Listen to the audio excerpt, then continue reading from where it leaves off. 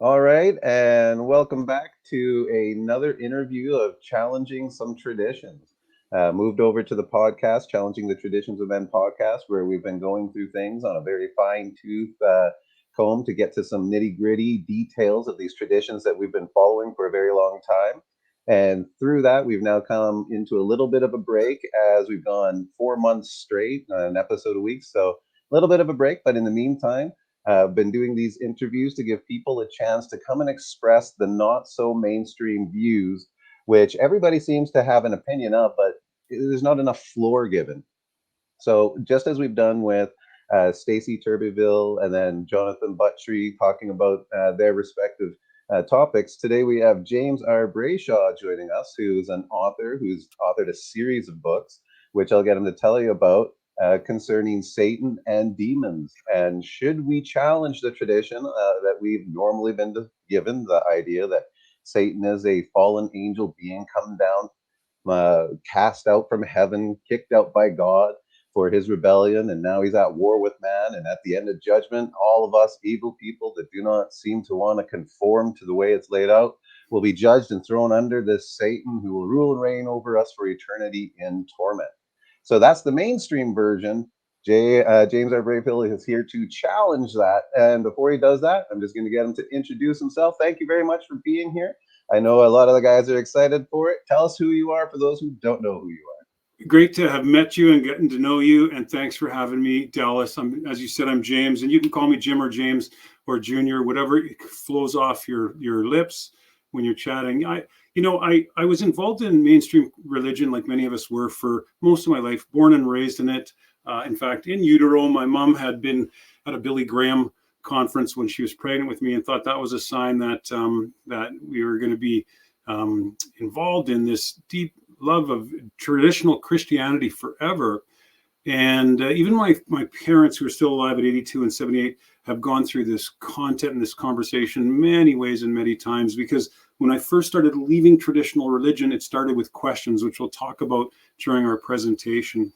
I was also part of the fire service for 29 years and did about 6 years of research and writing. Started in 02 or 03 and published Satan, Christianity's Other God, book one in this series. Published that in 2009.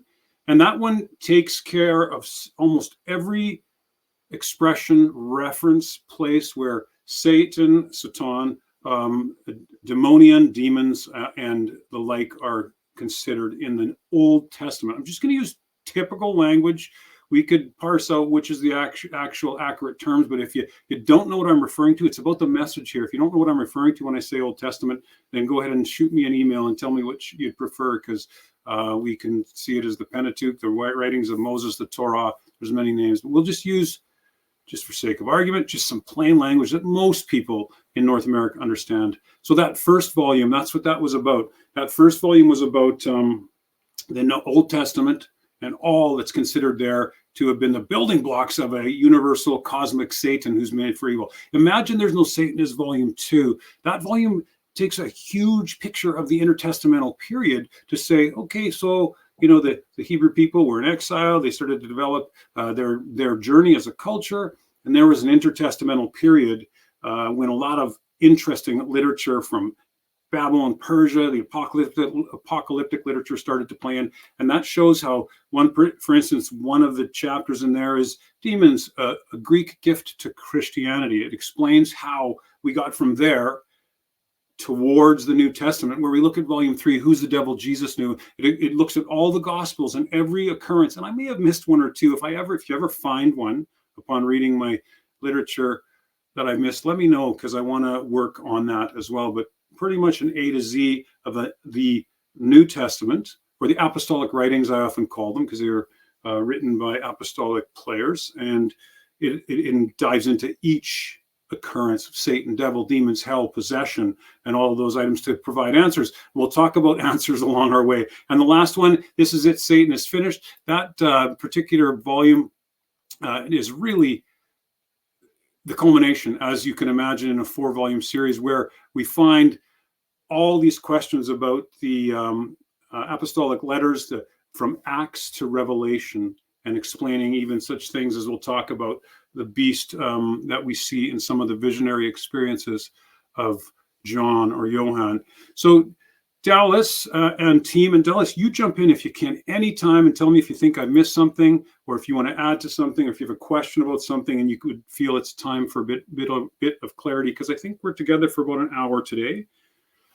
That And sounds about right. And I'm excited to get going into this because I too have had to challenge this tradition for myself after looking at other ideas and such. Before we get going, would it be okay? You don't have to. This is just for those listeners who like to understand the context of where people are coming from.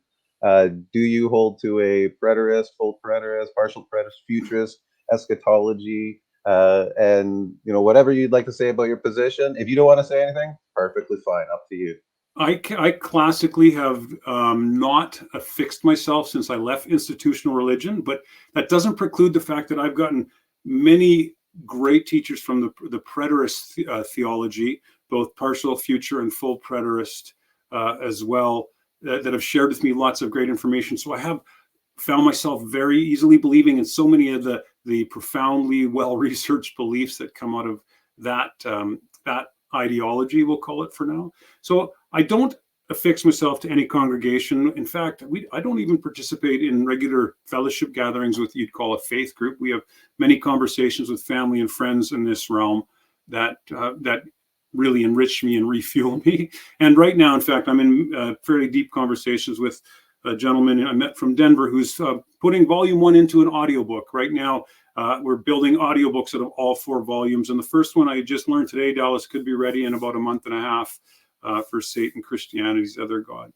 So as I said in other conversations, I am a big fan of the preterist theologies. And what I've learned is, like in the first century, there were Herodians, Zealots, Essenes, Qumranians, Pharisees, a few other sects that existed. And the Messiah, we'll call him Jesus or Yeshua throughout our time together, he believed and adhered to things each of them said, because all of the groups had some truth. And this is why I've decided to just explore without my label. And I'm able to really enjoy what you've taught me already. And I don't have an argument with anyone about it. It's always a conversation, so we can see maybe a seed. And in fact, since we chatted the other day, it might have been yesterday, I've already kind of shifted my theories of some of the things that I haven't been exposed to. When I went on a walk with Angela in the afternoon, and we talked at depth about the Edenic covenant and such things as Adam being appointed as the leader or head of that kingdom. So thank you, Dallas, and keep doing what you're doing, because it sure has already enriched me. That's awesome. And it shows that even after all this time, somebody who's so studied, because you can't write 4 books and not come across some understanding of things, who's still teachable and has that spirit. And I think that's what's going to make your presentation so well, is that you did this with such an open mind and an open heart behind it. I just want to finish off your examination on the hot seat with just one fellow thing. Then through all this research, because it does seem to happen to some people, where would you put yourself in along the terms of a believer? Like, do you still believe in God? Do you still believe in, because obviously it sounds like you're not associated with a religion, so obviously you wouldn't say you're Christian by any means. Where do you settle? And then we'll move on. Yeah, I settled here in a few sentences. This is a game I used to play in the fire hall when I spent my career. Guys would ask me about some of these things. Jim, just don't go on too long. Okay, I can do this in 4 sentences, was what I would end up doing. So in this one, I believe there is a God, a divine force who had a hand in creation and had a hand in developing us as humans. I believe there was an anointed that came to straighten things out so we could understand what was required or not required to access that creator and have a relationship. I did kind of shift away from some of the traditional views. And so when somebody says, do you believe in God, Jim? Do you believe in Jesus, Jim? Well, yeah, I do, but what version? And like we've learned, there's been 34,834 different sects of Christianity since the 2nd century AD, about 5,000 to 7,000 different Christian sects in North America. And so which version of Jesus or God do I believe in out of those? Well, it's varied. Even between everybody, if we agree completely within our subgroups on doctrine, that would even be a bit of a mystery unveiled. So I do. I guess I call myself a believer, but again, I don't want people to think, oh, you're Catholic. Oh, you're this, you're that. Because once people think I'm something, they have a little bit of a barrier to maybe hearing a different something that I might be bringing than they're used to hearing. Fair enough? Awesome. Thanks. I'm not going to tell you you're right or wrong because who am I to know? But at the same time, I greatly appreciate where you're coming from. I think people will have a good place to be able to give you a good and honest listen. You're authentic in what I've seen you produce, so I'm excited. And without pushing this any further, I'm going to give you the floor. And what James is going to be doing is, in his own way, in his own manner, he's just going to present what he's come to understand. And this is a challenging tradition of that mass concept of the angel, Satan, demon ruling over us. So the floor is yours. Teach us some traditions. You're very kind. So if we look at this image on screen, this is a painting called Horses to Diesel by a fellow that I played football with years ago that moved out to BC, became a fire captain. And it's called Horses to Diesel for the obvious reason. There's a diesel fire truck in the background and a horse-drawn fire cart in the foreground. But I've altered the image because of this reason. And I take this so seriously now because we've talked, Dallas, and I know many of your listeners know the law of first use of language, but there's a law of first truth as well. So looking at that image now, I'm going to just change it to what the original image was and then tell you a bit of a story about how intensely my law of first truth played in to my life in this very way. We had a journey, and I'll say so I don't speak for Angela, my partner in life and everything. We had a journey through the Pentecostal world of demon busting, intercessory prayer, and watching out for all the attacks of the evil one. When stuff was going bad in our life, there was illness and stuff we felt could not be of God. We had things in our home that we would anoint with oil, and we'd look around, and sometimes what we believed to be the Spirit would reveal to us. Now, as I saw in this previous picture, this was not the picture on my wall, but this is what I saw inside this picture, a skull of what at the time I believe was a skull of death. If you can look at this picture now, you can see how the two windows on the fire truck are the eyes, and down below the center bar, there's that nose piece. Did you want to zoom that up full screen? Oh, good one, Dallas. Absolutely. Let's go here, full mode. So thank you. So here is the one I showed you initially. It was what you saw first. It becomes almost impossible to not see some of that inside of this original picture, that it didn't exist. Once we see or learn something, it is immensely hard to unlearn it. Just like the law of first use for words, there's a law of first truth, and questions start to come up, and not necessarily about the horses to diesel image, but questions start to come up about the fact that I don't know about certain things and I want to ask them, and questions deserve answers. I believe we'd all agree that questions deserve answers, but we don't get the answers because we have this draw away from asking questions. Because as a human, well, tell me, Dallas, do you prefer to be accepted by other humans in your circle of concern, or are you prefer rejection? Well, obviously, acceptance. We are a communal creature. God went out of his way, I think, through the Bible to, express, at least through that culture, the need for family. Yeah, which drives that big motive for not asking questions that are hard, that might make me feel like a threat to people in my people group, and then I begin to get rejected because there's emotional attachment to all the things we believe.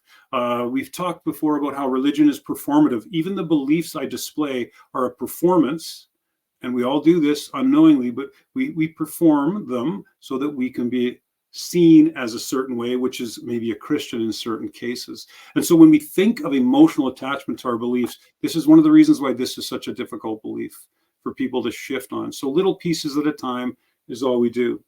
Now, I've spoken with atheist groups about this. This is brilliant to hear from groups such as atheists when they heard, there might be no Satan or hell, y'all know, but there still could be a God. And many of them came to me after presentations and said, I could almost believe in a God if there was no Satan and hell. I didn't expect that. And it made sense to this group of non-Christian people, because these are like, do we really do those who are from a preterist view, you realize we don't really do what's in the Bible in many ways. These are things added on Christmas, Easter, the Trinity Sunday worship. What else do we see on that slide? We see Satan and hell as well are inside of this. But these are questions that need to be answered. And I think collectively, we could answer them as a team, as a group. And answering them often doesn't happen until there's something serious that goes on in someone's life. I'd have to say I agree with that, because the very first big question I ever had, like, you have your ideas, you go through, you kind of, well, I want to do this, but my very first big, like, wait a minute question was, if God is good and God is love, why did God purposefully create this evil being and set it after us just to tear us down? And that was a really hard, and no one ever had an answer. They were always, well, keep going in the direction you're going. You'll come to something. Right.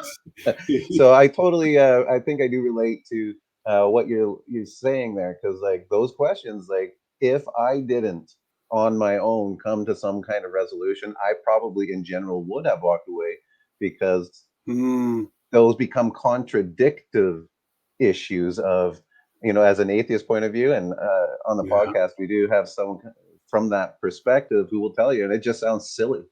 So I'm very glad you brought that up. Well, and it's an apparent contradiction that we all end up getting embroiled in, because that question, we can't even begin to guess how many children throughout the ages, Dallas, have asked that question when their parents and their Sunday school teachers teach them about God and Satan and hell, and what you have to do to not miss out on God and avoid getting into hell. And I only display this redacted version from a religious institution I was a big part of. And I'm not going to read it all to y'all, but when it started getting realized that I was exploring things that were contrary to what my Pentecostal doctrine was, I ended up getting kicked out of church, as many of you might have been kicked out of faith groups because of your interaction. And I was allowed to come back to the faith group if I, you'll have to help me with the word, renounced, maybe that is the word, renounced my erroneous views, but I didn't feel the draw to go back, because once we learn a way out of a historical personal truth, it's really hard to jump back into that historical personal truth when no, there's a different way we need to be understanding this. Even if I'm inaccurate about it. It's hard to put the Santa Claus back into the box once absolutely. That's excellent. And as much as I respect Santa for all the hard work he does, I agree. We don't want him back in that gift wrapped box. And this statistics tell a story, and pick whatever story, folks, you want to hear about these statistics. But this came out in July of 2023 from thehill.com.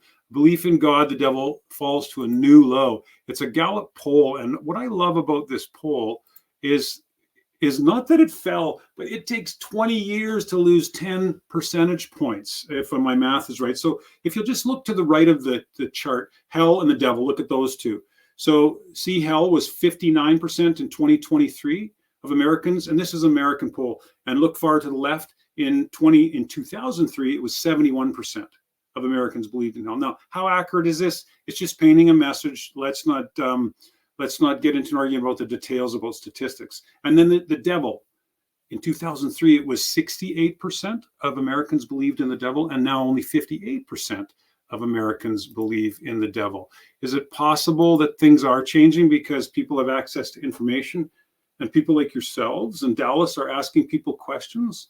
Not that our job is to change each other's minds, as we talked about, but just to hear each other. So we have an opportunity to grow as a people, communally and individually.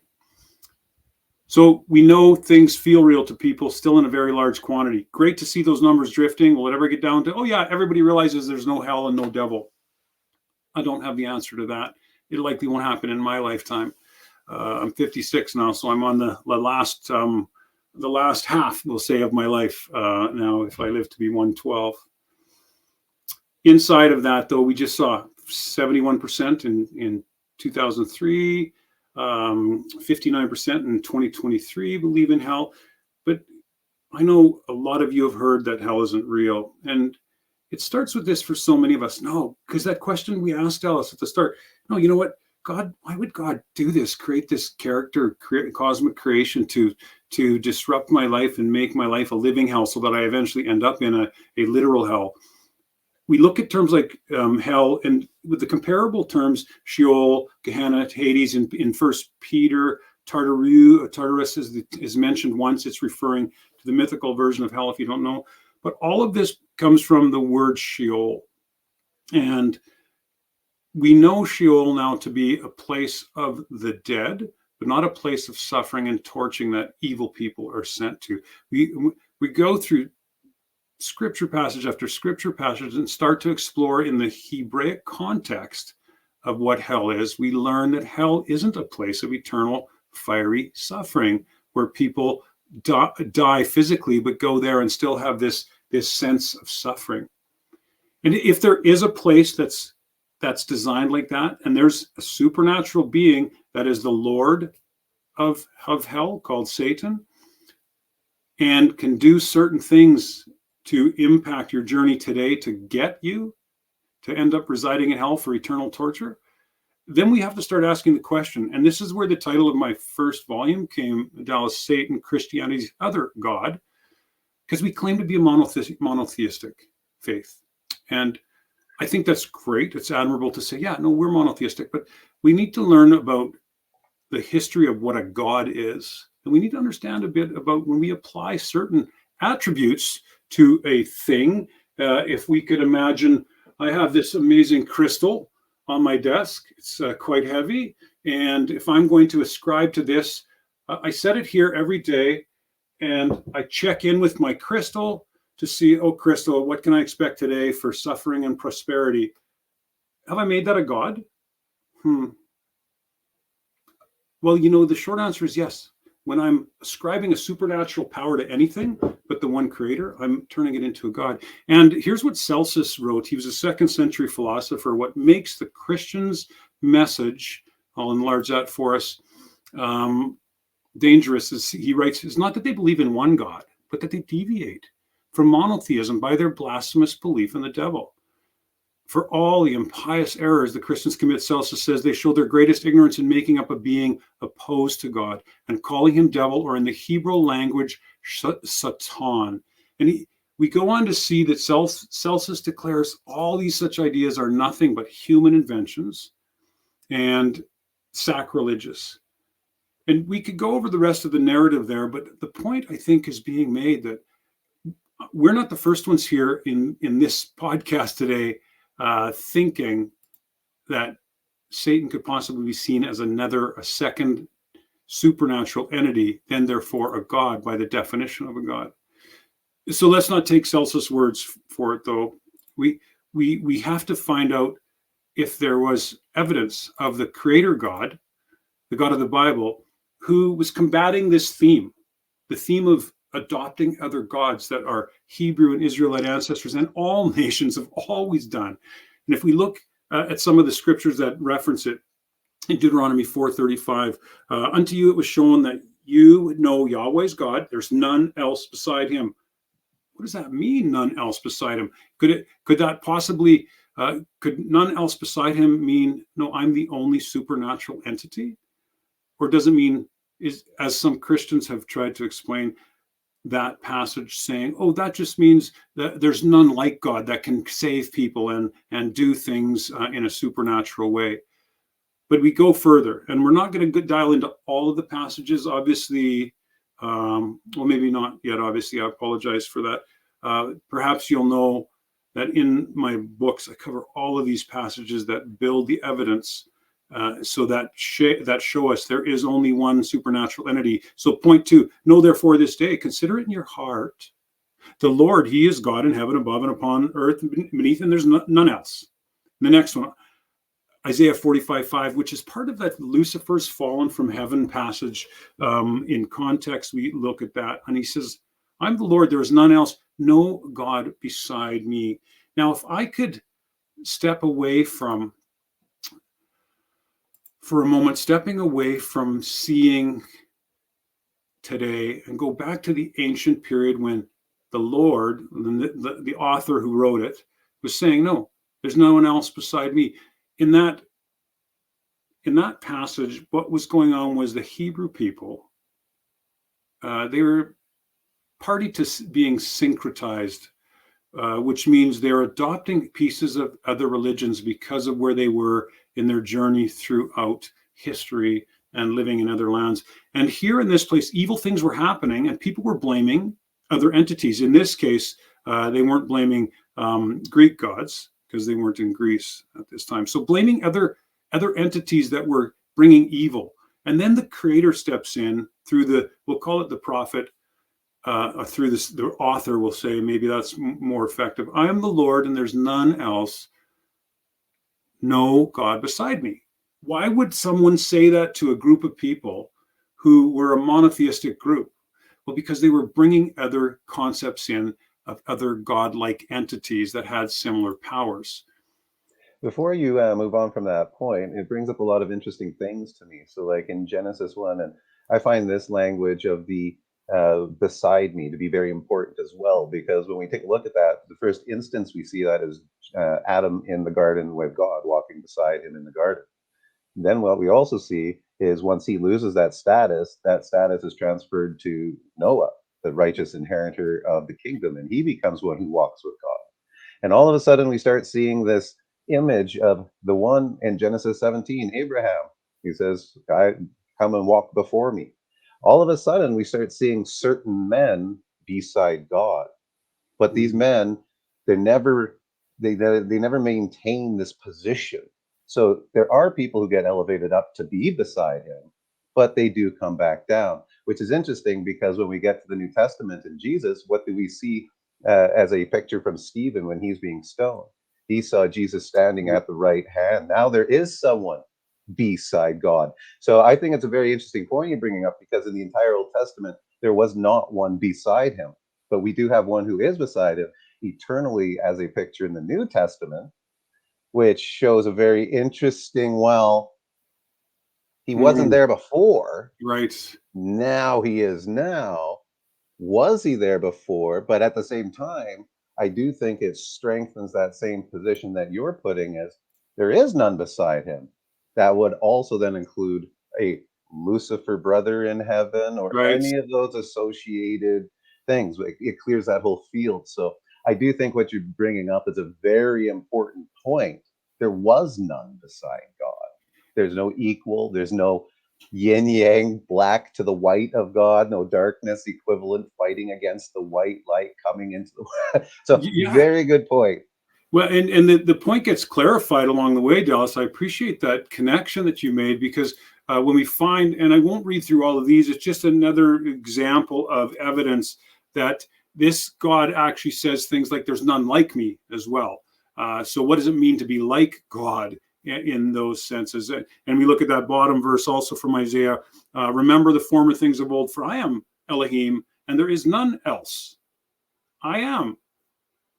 And I am God, and there's none like me. So there's no God beside him, meaning as well as him, or another secondary God, and there's none like him. So it brings us to a real hard area of our conversation when we find that, you know what, there is no God, and that has to mean something. There's none like him. What does it mean? It doesn't mean that, and team, honestly, like many of you have the question in this, well, what about angels, Jim? And I think we chatted a bit about angels at one time, but we also have to begin considering, where does the angelology come from? Not just the demonology of the ancient Persian religion that filtered through, starting way back with Zoroastrianism, but what is a God? Does anything with a supernatural ability to impact? Well, we'll look at it. So John Gill is one of the historians who talks about, though there were gods and lords many so-called,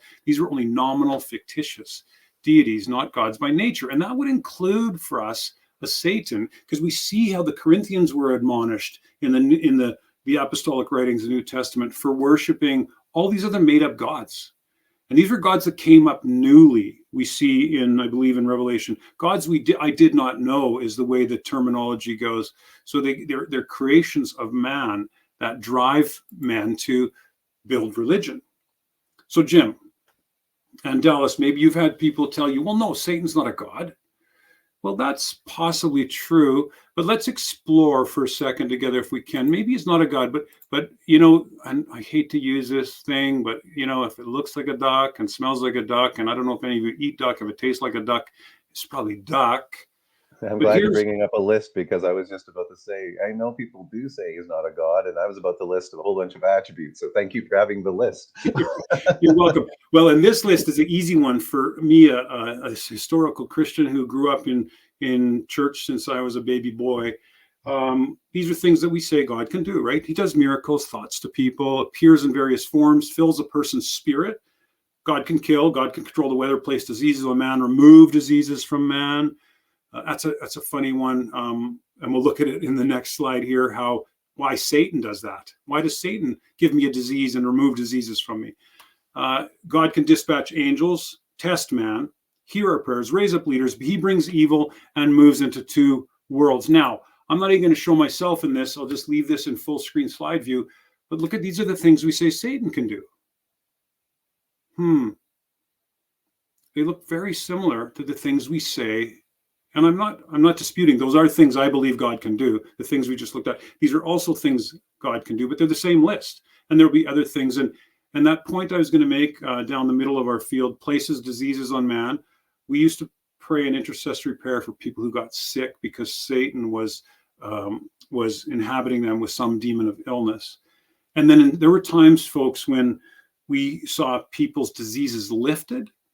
Well, Satan gave it to them. Why would Satan lift it? Well, to trick them so that they don't go seeking God to lift the disease, but Satan did it. So it keeps them in the satanic domain, so to speak. So very odd theologies come up to try to prove these points. And as we look at the comparative of these, we have to remember. No, we don't have to. If you want, you can remember. I don't want to be too assertive on. We don't have to remember this, but it may be helpful. How about if I use those terms? To remember, for I will at this time send all my plagues upon thy earth, upon thy servants, upon thy people, so they will know there is none like me in all the earth. This is another context-based statement of the Creator that we find. That statement was given when? Well, during the Exodus, when Moses was trying to find a way to set the people free, or let my people go, might be the words to use there. And there was a lot of gods in Egypt. Now, riddle me this, Dallas, how long were the Hebrew people trapped in Egypt in the preterist view, probably similar to everyone's view? Well, I'm not sure about preterist view, but I'll have to say, from what I understand, from the point of Abraham to the point they were delivered out of Egypt was 430 years. Perfect. Yeah, that's about where I remember the range being as well. Thank you, Dallas. And so if we were in Egypt that long, we'd be adopting all kind of Egyptian philosophies, including the fact that there's other gods. I did want to piggyback you there quickly to even point out, like in Egypt, we all know, and this is common knowledge, Pharaoh was considered a god, and when he died, he became a better god. So yeah, you're right on. I'm right, tracking right there with you. Perfect. That's a great reminder, because Pharaoh slips my mind, because he was never really my god. Wasn't my jam, but I appreciate that. So there's one, and there's Osiris, Artemis. I'm sorry, they are not all coming to front of mind right now because I want to step forward. But the point is, when a people group is trapped in an assimilation environment of fluid religion that continues to change its design, and men are adding to and taking away out of convenience or out of mystical beliefs, Hebrew people were adopting that. But here we're seeing the words, and we call this the words of God. Why is this God sending plagues and stuff to these people groups now in Egypt, so the Hebrews can leave? Well, his job was so that everybody knows there's none like him in all the earth. None that can do what? None that can, well, we should have had this, now that I'm looking here, should have had this talk about plagues. Like Satan could make plagues happen, but so could God. But there's always that intention for the Creator to show people, you know what? There's none like me. I am. It doesn't matter if these other things are thought to be done by a unique cosmic entity. They're the same. So by doing that, folks, we've made ourselves another god. And and these, all of the satanic concepts and expressions and demons to the ancients were gods at one time. So this is why when we think there's demonic entities or fallen angels, we are actually affirming, yeah, oh yeah, there's another god, there's another god, there's another god. Count the gods that in common lore, it's immense. Dallas, pitch in if you have an ad in here. I'd love to leave room for you to share some of the helpful stuff you have for us. I just like to say, I love your introduction, laying out that concept that we got to realize before we even move into defining who and what Satan is biblically, how you've crafted this image for us to realize how we have already made and created Satan into being. So I love how you're dividing between what we have made versus what the Bible has presented. So I really appreciate the way you're showing this, and I hope the people who are viewing this picked up on that as well, because I think it's great. Because before we can question what's in the Bible, we got to question what we already and where we stand. So good job so far. Yeah, I appreciate you seeing it that way, because it's helpful to know that, you know what, we don't have to see it the way we always see it. So looking at how our beliefs developed, one of the things we say and some of the other work we do is if we know why something exists, then we can figure out how to dismantle it. And we know why Satan exists, because there was a need. We'll explain the need in a bit, but let's just look at the language. And many of you are language experts, probably far outpacing my language capabilities. So if we look at the language, Satan equals adversary. It's just this simple. The word was never a proper noun, yet in all of our English Bibles, we see a capital letter S in front of that word. In the Hebrew, the word Satan simply meant adversary, or someone to lie in wait, or something that's lying in wait, and we'll talk about the thoughts and lasciviousness as well. And in Greek, the word satanas, also seen as diablos, it means the same thing. Now, you see in parentheses there, it's referencing the devil, because that's how our biblical scholars have found to interpret it, and then they bring that forward into their teaching as well. But a devil, or a diablos, in fact, is very similar as an adversary. And so we mentioned the law of first use here briefly, and Dallas taught me more on that yesterday, and we chatted in preparation for today. But let's just look at this first use here. In Numbers 22, we see there was some stuff going on, and we're not going to go into the full context of these stories. And God's anger was kindled, and he went out, and the angel of the Lord stood in the way for an adversary. Okay, this is about Balaam. And you know, when the donkey got beaten and the angel of the Lord came. Now, Balaam was riding upon his ass, and his two servants were with him. Pause. So, do you see that word adversary in there, team? Well, it's Satan. So the angel of the Lord stood in the way for a Satan against him. Where'd the angel come from? An angel simply means, it's Malach in the Hebrew, as many of you know. It means messenger. And we will make a case eventually in a different presentation on why angels are men and not supernatural entities. But let's not get hold up on that, because I don't want to shift off you considering some of the comments we're going through here. Now look at Numbers 22:32.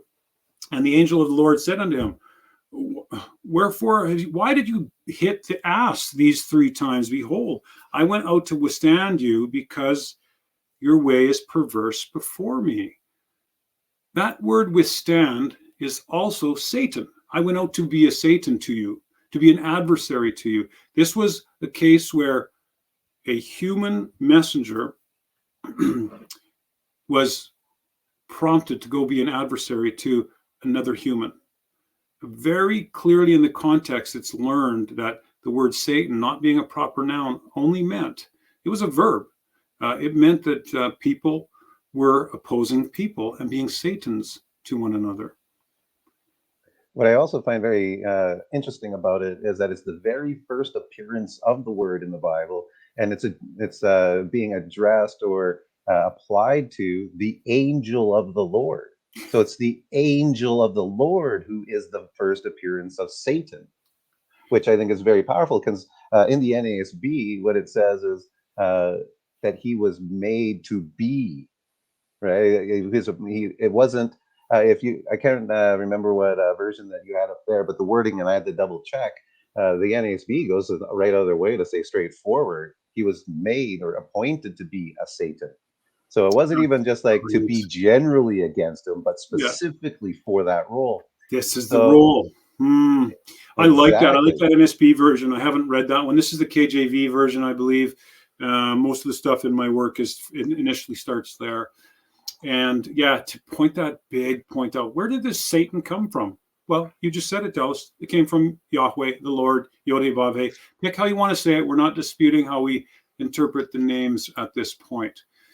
At least I'm not. Feel free to dispute with me if you like. So part of Satan's beginnings, then how does this kind of go? What's this, the morphology of this cosmic being? Well, in Ezekiel, we see the anointed cherub.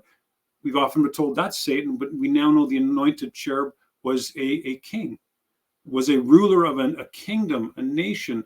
In fact, the Messiah is Mashiach, anointed. That word anointed would be Mashiach. And King Cyrus was an anointed, meaning he was appointed in a kingdom mindset to run a kingdom. In Isaiah, we've already seen some of Isaiah 45, but Isaiah 14, how thou art fallen from heaven, Lucifer. Well, that's an easy one because that's one of the main ones that gets focused on. And we got context is the key. First of all, scripture must interpret scripture, and context has to outweigh personal preference. And we must look at all of these things. Here I am with a must.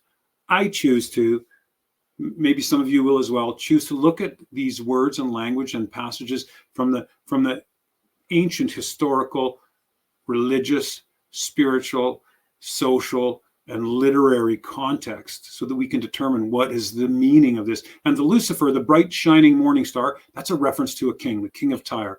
We see Job, and Satan also came in before the Lord. Hard stop there.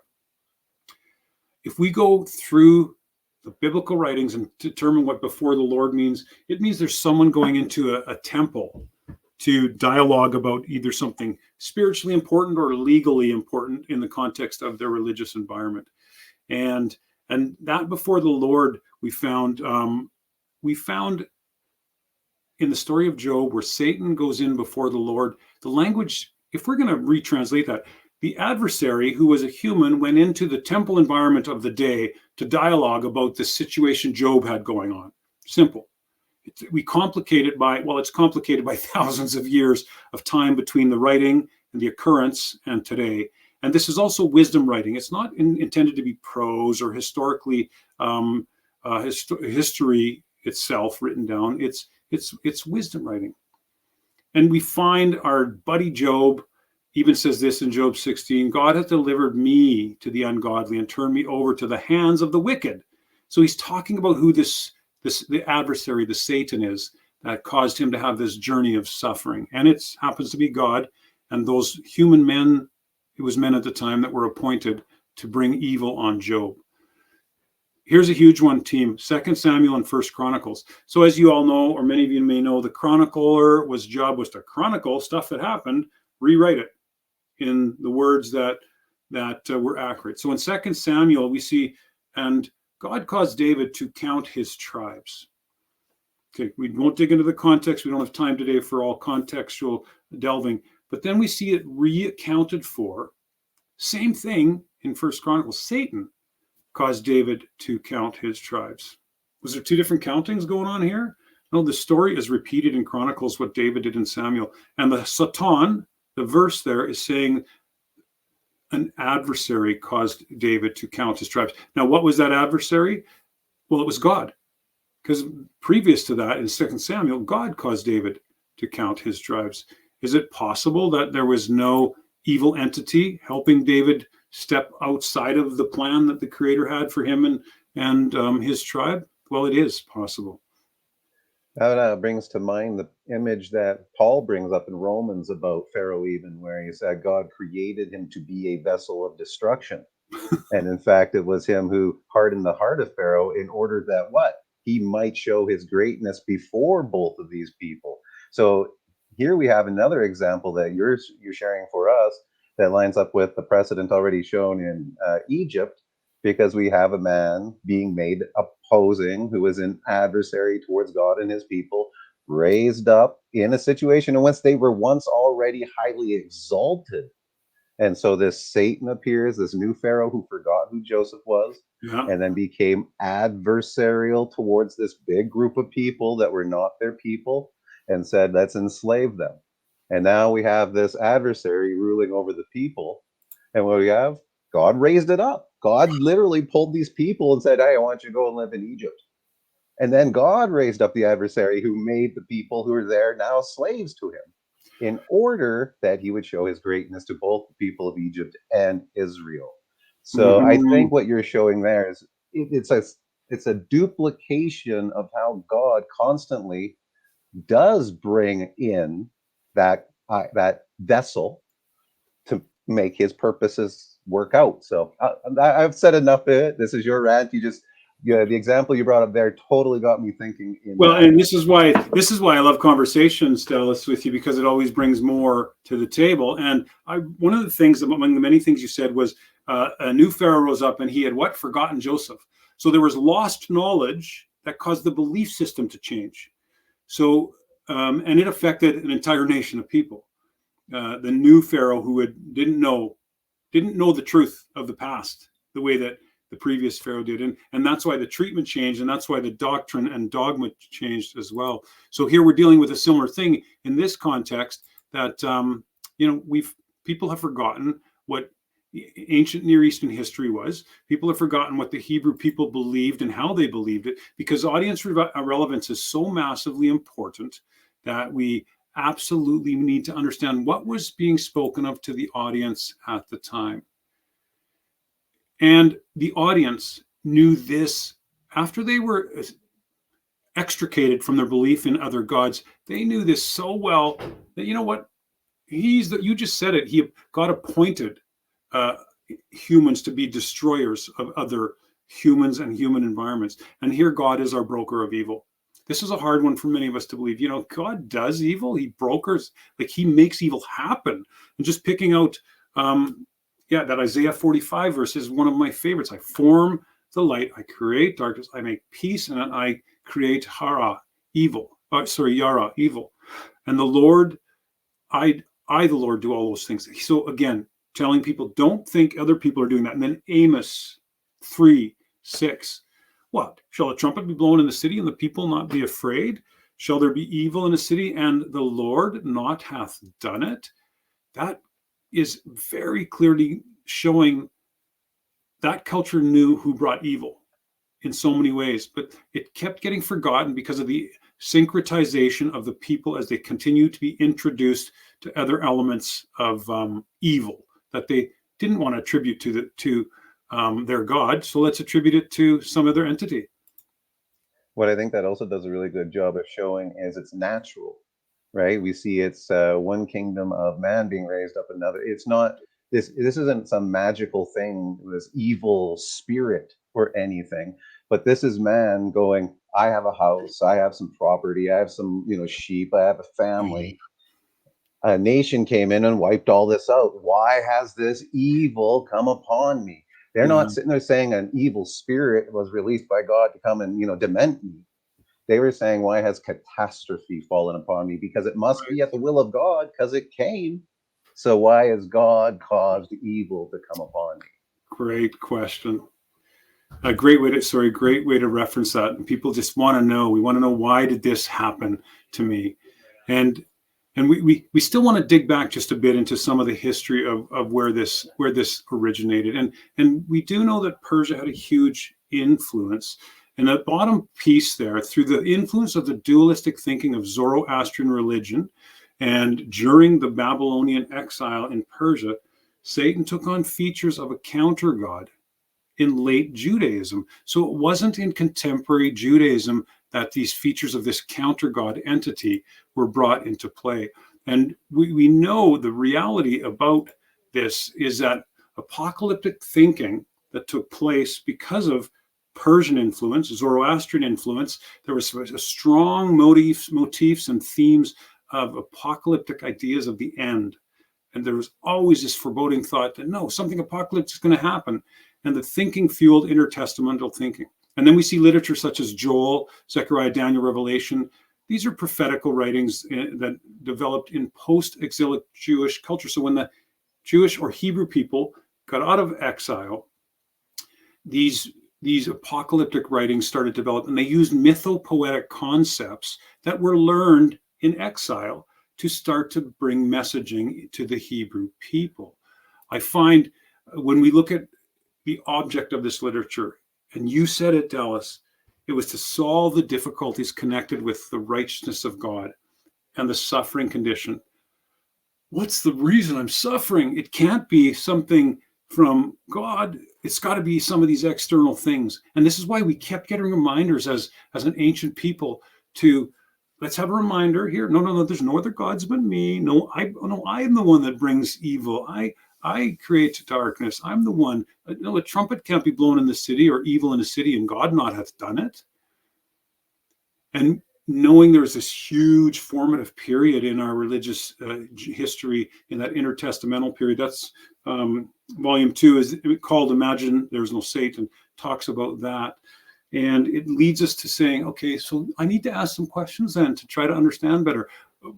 I need to ask then this Satan that exists in the New Testament then, well, let me just ask questions. When was it written? What language was it communicated in? So if we think of the people hanging around in Jerusalem talking New Testament language or words that were eventually written down, what language was it communicated in? Well, a lot of strong theories talk about it as a Western Aramaic, a version of Hebrew.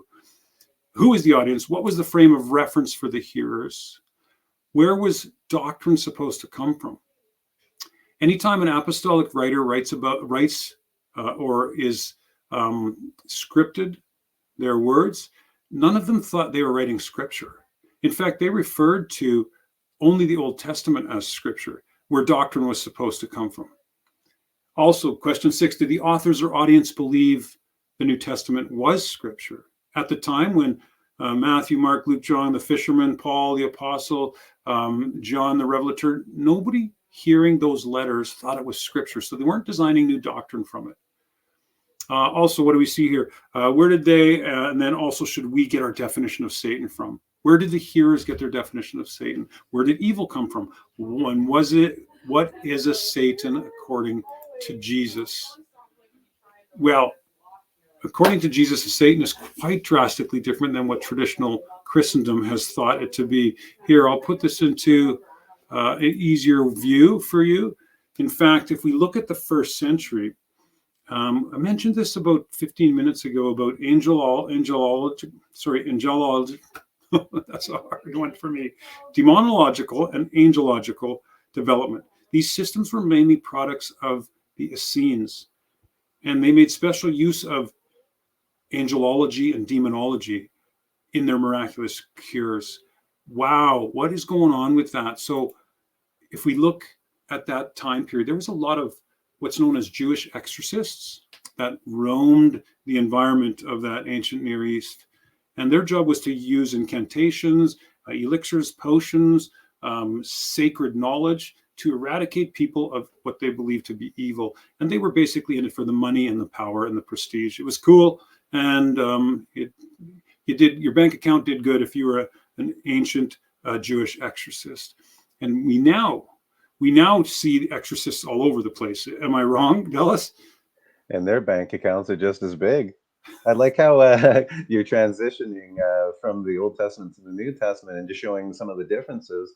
And I would be, wrong not to point out the very interesting thing that I noticed, like how you're showing some of, the sociological, the cultural differences over that intertestamental period. I found it very difficult before the intertestamental period to find anything about demons because it wasn't an Old Testament, Old World issue. And I think you're doing a really good job of pointing out that once we get to the New Testament, there's trades, there's an economy based around it. The entire mind shift went from a world where they didn't exist to a world that was dominated by it, to the point where even the Messiah, and this is an interesting thing that jumped out at me, is why doesn't the Old Testament ever prophesy about him casting out demons? It prophesies about everything down to him splitting his shorts with the Romans on a cross. but they You're right. can't tell one demon was going to be cast out. And when we read the New Testament, that's a big part of his ministry. Mm-hmm. So I think that's a really good way to show there is a difference, and we do have to take a look at what the Old Testament present versus what does the New. Are they similar? Are they different? And how do they meld? So very interesting point. Thank you. And how do they meld? Finding that the only way to interpret any New Testament elements is to explore how that element appears in the Old Testament, and finding the way that it fits Old Testament doctrine and scripture is the only way, because it is now known that if I were to be a false prophet, I'm speaking a new doctrine that's not found in the Old Testament. That becomes a false prophet in the eyes of the hearer of that period. And Paul was a Pharisee who was completely steeped in that that kind of doctrine of the Old Testament simply being the core, the source, the only way to bring Scripture any meaning or understanding. In fact, a little highlight note on that, a sidebar. If we look at the Exodus from Persia, there was a town called Parsi in Persia, and it's where the Magi come from. A lot of magical stuff came out of Persia. And Paul, in fact, was said of himself he was a Pharisee and trained as a Pharisee. But we look at the journey of the Pharisees from that Persian exilic period. They were in Farsi getting trained through the Persian mythological worldview. And it got, because they were divorced from their Hebraic roots at the time, addition of mythological concepts, mythopoetic concepts, and mysterious concepts kept getting injected into the biblical writings. And this is why we have the Book of Enoch and we have the Gnostic Gospels that are those are really great sources to find what did they kind of believe in between about devils. Only the mystical stuff, because that's what came from Persia. I think that's a really good point as well, because I think a lot of people miss that understanding, because even today, a lot of people reach back to those as proofs that that's what we as people examining the Bible should also be examining. But they seem to forget that those are actually the proofs that they've become aberrant, that those adoption of those books and ideas and theories is what brought their destruction specifically in 70 AD. So really good point. I love the way you put it. Those are an evidence that it's become aberrant, and that's really helpful to hear it in those terms. So if there's no Satan, and we can't blame evil on some cosmic supernatural entity that's there or everywhere or is like a god, then we have to find out what are we seeing in the apostolic writings and words of the Messiah that are recorded that speak of these things. And in Matthew 15, 19, 24, out of the heart, hard stop. Where? Out of the what now? Out of the heart proceed evil thoughts, murders, adulteries, fornications, thefts, false witness, blasphemies. These are the things that defile a man, but to eat with unwashed hands defiles him not. And again, if we look at the context, remember there was a group of religious leaders who said, oh, you're going to wash your hands, or they used to think you'd end up with a demon in you. To defile you in some ways because the hands were not washed. And they made it a religious ritual and would judge you, Dallas, for not washing your hands in the appropriate Pharisaical way. It's pretty interesting how that goes against the idea of this evil entity as well, because he just said an evil comes out of a man's mouth. So yeah, right. It's a magical being, right? Just the reverse. Well, and it's said in other language, also quoting the Messiah in Mark, where we see it affirmed again, for from within, out of the heart, hard stop, that's where my evil comes from, hard stop. We don't need to read the rest, except for that bottom line. All these evil things come from within and defile the man. So there's no pointing by the Messiah at a satanic entity. In fact, anytime he encountered a demon, a devil, a Satan, or an evil inclination, that individual, the Messiah, Jesus, Yeshua, knew what a Satan was. And it wasn't some supernatural cosmic entity. And it was always part of man, always in our heart was where evil resided. And sorry, Dallas, pitch in. I saw you pop in. No, I just wanted to say I love how you're doing this, because that connects us once again specifically right back to the core of the issue in Genesis, where what do we see? It's the wickedness of the heart of man that started. And so it's just awesome how you're connecting this all. Well, you're connecting it, man. You're reading my mail, because the reality is, sorry, I'm spoiling your show. No, You know what? In this household, you can't do a spoiler in this. You could tell me how The Matrix ended, and I would still watch it and enjoy it if that was what your thing. There's no spoiler alerts in my life. I love Okay, knowing so the ending. I'll try not to steal as much thunder then. Happy to share the Right thunder, on. friend. So here it is in Genesis, right? What did God see? Oh, the wickedness of man was great in the earth, and that every imagination of what? Oh my goodness, it's my heart again. Oh, look, there's a curse on the ground. Why? Oh, because of my heart, the imagination of man's heart. And then in Jeremiah, this is one of my favorites, Dallas, because of these reasons. We know Satan to be traditionally a wicked, evil, the evilest of everything. It depicted throughout time and history, from Dante's Inferno to Paradise Lost. Okay, so the evil is the Satan. But Jeremiah 17:9 says, no, the heart. It's the heart, Jim, that's deceitful above all things and desperately wicked, and who can know it? Meaning, if there was a Satan, Jeremiah would not have said, no, Jim, it's Satan who's deceitful and wicked above all. But my heart is what's to blame as being deceitful and wicked above all. And the demoniacs touch on some of these before we get near ending. And I know I'm going over our time already, Dallas. We just got about 3-4 more slides, I think, and then we'll be out the other side, my friend. No problem. I'm okay taking the extra 5 if you need it. No issues. Thank you, sir. The demoniacs in the cemetery were understood simply by a first century hero. If we remember when the Messiah encountered these men filled with demon, in one telling it's 1, in another telling it's 2. Aramaic scholar George Lamps, it's important we explore the Aramaic culture as well, found during this period in the story in the Aramaic culture of East, groups of men.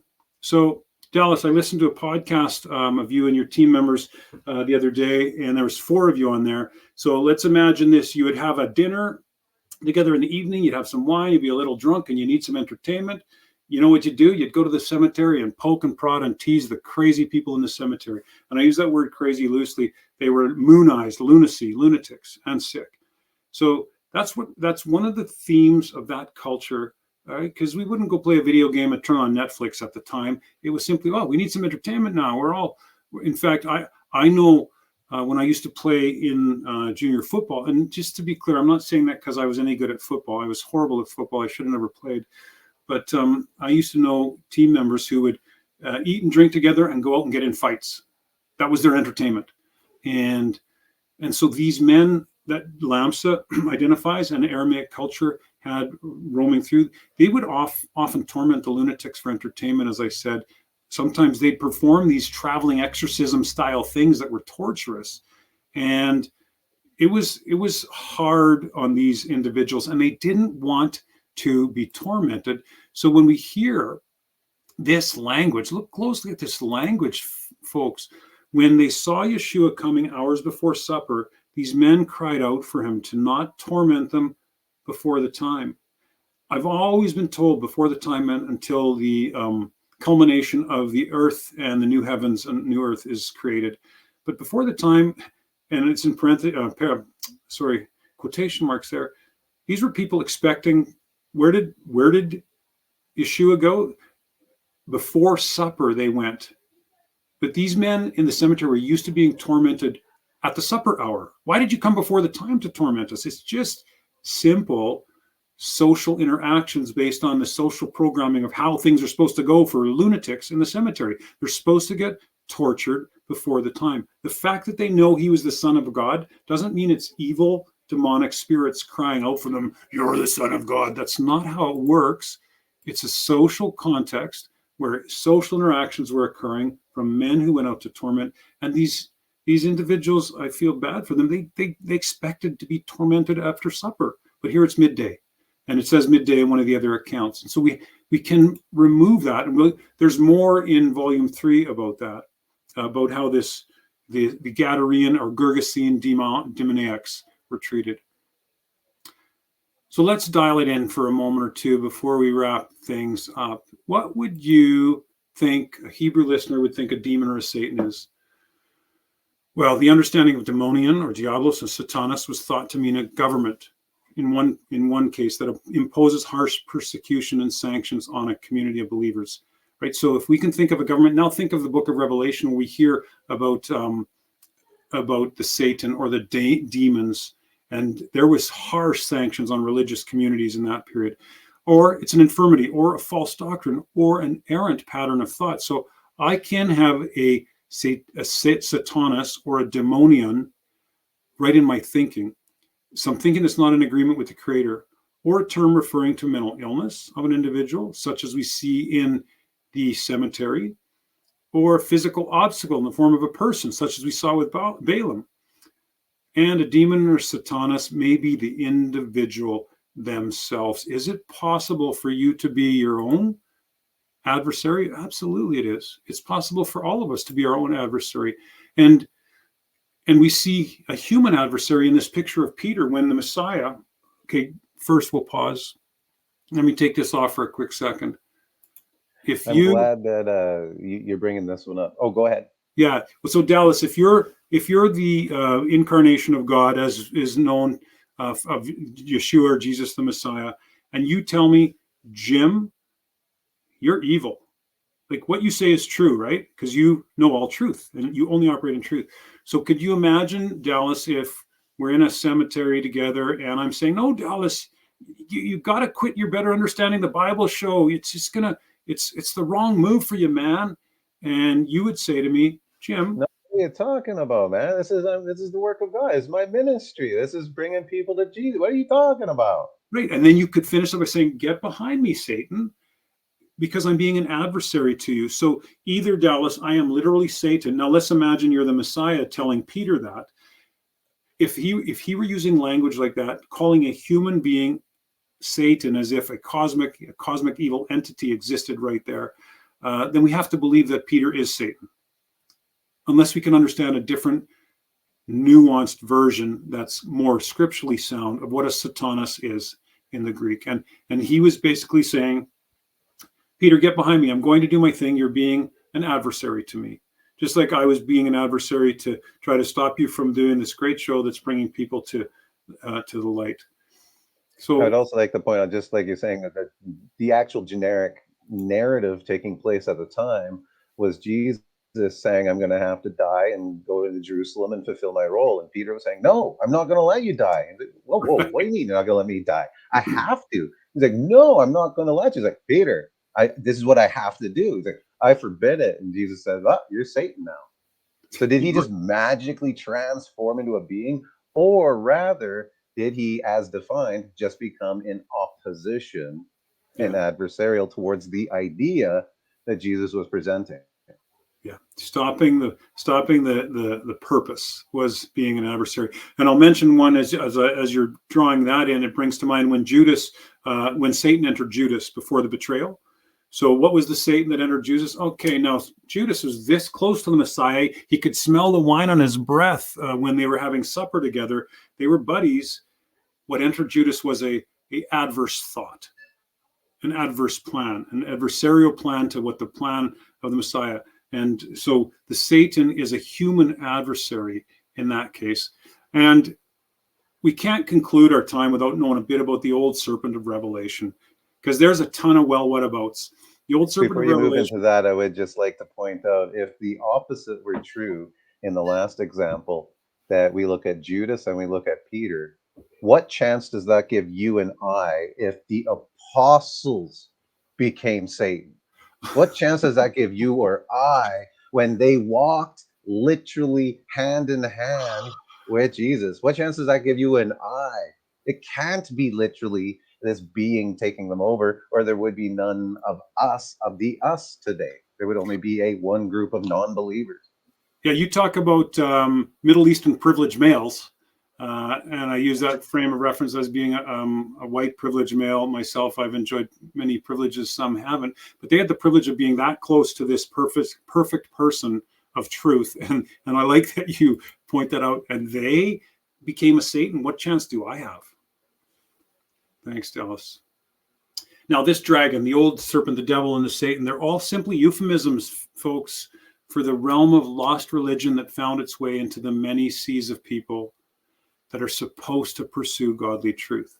The old serpent, and we look at the characterization of the serpent and the old serpent itself in historical writings and in biblical writings, and that serpent is in fact found in the Old Testament, the old serpent, and it's ancient religion, it's religious thought, it's old beliefs, it's the historical, systemic, institutional system that had influenced men to make up a religion rather than get close to the Creator and find hoops to jump. And the Bible itself, the apostolic writings themselves define what the old serpent is. In Revelation 12:9, that old serpent called the devil and Satan, which deceives the whole world. Then the narrative continues to go on, and we see in Revelation 18, look closely, who deceived the whole world? For your merchants, and this is being spoken to Babylon, were the great men of the earth, for by their sorceries were nations deceived. The whole ethos, the nations, the whole world were deceived. So we find the understanding that old serpent, called the devil and called Satan, is Babylon in Revelation 18:23. I didn't make that conclusion up. That's just clearly written in there. And by seeing it written there, we can now explore, well, let me put it into full screen so you don't have to see me behind the text. What is a devil, a demon? Where does evil come from? Well, the sole source of temptation is the lusts of man. James tells us that. That's what happens. And all lusts are originated by the world, we see in 1 John. Sin is the passions of man's flesh in Romans 7. So again, blaming human flesh. The thinking of man's flesh is the enemy of God. Hold the phone here. I thought Satan was the enemy of God. No, it's the thinking of man's flesh that is the enemy of God. And that changes from generation and culture to culture. And Jeremiah 17, again, one of my favorites is man's heart, the most deceitful of all things. Thank you, Jeremiah, for reminding me. Because my heart's the most deceitful means there can't be, that alone can easily be said, well, there can't be an evil satanic entity because my heart would not be more deceitful than the most evil being ever fallen from heaven forever and ever to try to thwart the plan of God, try to disrupt the human journey and drag a soul to hell for perpetual torture. It's just not the case anymore. And when we remember that graph, 68% in 03, we're down to 58% people believing, whatever that means to you. But I believe as we step forward and remove a satanic entity from our belief system, and I've seen this in real world. I talked to single moms after publishing some of these works who would write me and say, when I stopped believing in Satan, demons stopped chasing me. And it was such a freeing thing. She didn't have to train her kids that Satan's out to get you. This instrumental version of getting people to go to God. Give them enough fear, they'll come to God. And it started in the earliest years of our life. And just as we wrap this up, this is my last slide, Dallas. I know we didn't go through all 4 volumes here today, folks, and hopefully you can pick through them. And I was going to give Dallas a copy of a link. You can download the PDF versions for free if you don't get that through Dallas or his website or his show. But let's just take another peek at this because there's so much more. And this is what we call the well whatabouts. The well whatabouts are these things where, and I'll just explain it this way, I've just explained to someone what the word Satan means to a Hebraic hearer. Well, what about the temptation of Jesus in the wilderness? Well, what about when the dragon gets cast out of heaven? Well, what about? Well, we do want to give answers to all the well whatabouts, and those answers are in these volumes. Well, what about the temptation in the wilderness? What about Jesus casting the demons into swine? What about the demons that cry out and say you're the Son of God? What about when Jesus descended to hell? What about Satan? Well, that says Stan. Sorry if there's a Stan on this, watching this. We don't mean Stan, Satan transformed into an angel of light. What about when Judas gave in to Satan? What about the roaring lion who's always crouching and trying to capture me? What about when Satan is loosed, or the battles against wickedness in high places and principalities and powers? And what about the dragon with the 7 heads? That, my friends, are all, not all, they're a small collection of well whatabouts. So I say all that to say this: it's not convincing that there's no Satan unless we begin to explore all of the elements connected to the development of the idea of a Satan. It's not convincing to believe there's no Satan if we just land on one or two passages, but when we explore the law of first use and the law of first truth, we explore historical, cultural, linguistic, religious, and social context underlying the interactions of the speakers of the Bible and connect audience relevance, we have a better chance of exploring what freedom really looks like and truly becoming that monotheistic people that believe, no, there ain't no other gods. There's only one God. And that God says, I make peace and I create evil. I, Yahweh, do all those things. So if you're interested in any of these copies, Dallas or anyone, you can email me and I can connect you on the ImagineNoSatan.com website. I believe right now there's all 4 versions for $59 American shipped to your door. And you can certainly get a hold of the free PDF. Happy to connect with any one of you anytime. And Dallas, thanks for your time. Throw in some thoughts and questions here before you click the off button.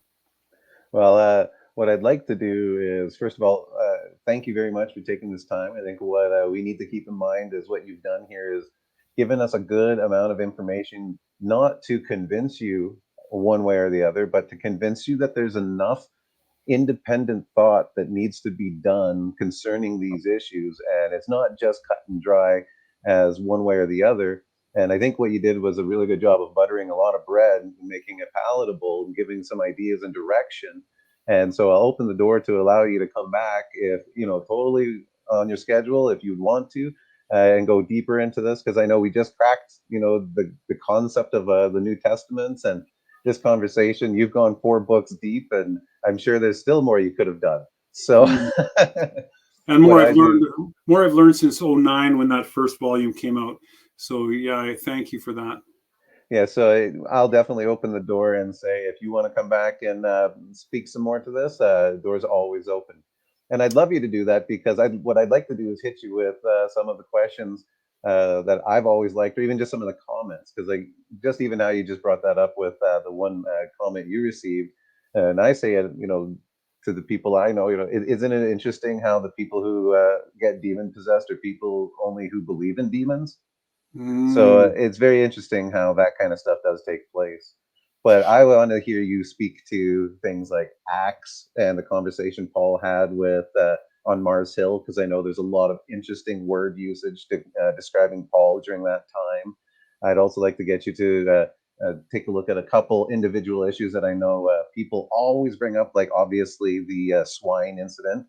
So I'd love it if instead of sitting here at the end of a great presentation and trying to start to cherry pick some interesting topics, maybe if we could have you come back and take some time into those awesome cherry picked issues, because I think there's some good answers, and I think it would be very beneficial for some to at least hear it. And again, that falls into that non-mainstream view, and I'd be happy to explore that with you. Yeah, I'm happy. Appreciate the invite. I'm happy to come back. And when you talk about things like the swine, like it's only one of the pieces of Who's the Devil Jesus Knew. When we go through the Gospels, each of those volumes is between 450 and 550 pages. So I do endeavor to cover everything, but conversation helps me even understand it better. So I will come back. Fantastic. So what I'm going to do is I'll end it here, and we'll open the door. You did a really good job at the end, but still, if there's any way for people to get a hold of you, obviously it's the ImagineNoSatan.com. How else can people find you? Yeah, they can email me at jrbrayshaw@shaw.ca. I didn't put that up here. Oh, there, it's on screen there now. If they want, that's totally acceptable as well, to email me there. And there it is. I don't even think I have a contact form on that website, which is fairly unattended. And yeah, that's the best way to get a hold of me. If you find me on social media and want to send me messaging, I often respond if it doesn't look like spam as well. But well, I really appreciate your time, James. I appreciate the education, because you take a lot of time and you put a bunch of stuff together. And I know personally, because I put stuff together, it's always nice to be able to have that forum to be able to say, look at this stuff, not necessarily look at me, but look at this stuff, Mm. talk this stuff with me. So I'm really glad that you put this there, because all the YouTube videos that you've already put up made me feel like we've had, some talks about this stuff previously. So Right. instead of that just being a one-sided fantasy on my side, next time we get together, I want to have them with you. So I do thanks too. for coming in, and we'll definitely continue this. For those of you who've listened to this, please reach out to James, find his books. We will put a link for the free PDFs.